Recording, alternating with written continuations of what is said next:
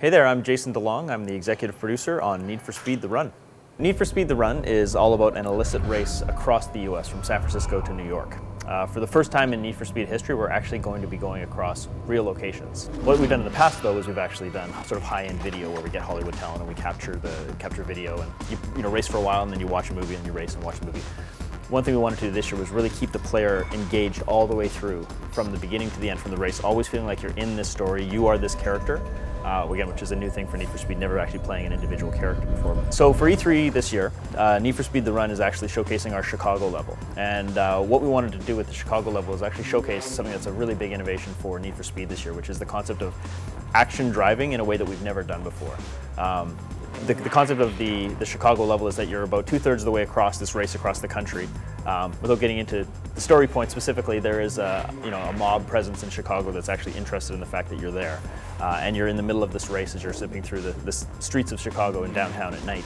About halfway through the race, though, the race is actually interrupted by the mob presence, and the character is forced to get out of the car, which is one of the really big innovations that we're doing this year. For the first time in Need for Speed history, we actually push the story forward both in and out of the vehicle. So you get out of the car. The whole concept, of course, is you're in this race. You don't want to stop and have a donut or whatever. You're actually trying to get back in the race as quickly as you can by any means necessary. So the character gets out of the car. He's being chased by this helicopter across the rooftops of Chicago, being shot. He has to procure another vehicle from the local police force, shall we say, and is essentially just racing for his life to get out of Chicago, avoiding this helicopter, firing at him all the way along while he's trying to race through the city in a cop car. Get out and get on with the race as fast as he can.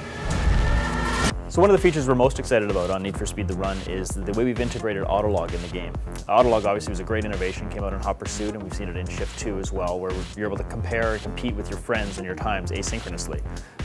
One of the things that we wanted to do was to weave the career mode and Autolog in such a way that it was actually an additional motivator for the player. So obviously with our story and the motivation to get across the country as fast as you can, that's compelling enough in and of itself as a story mode.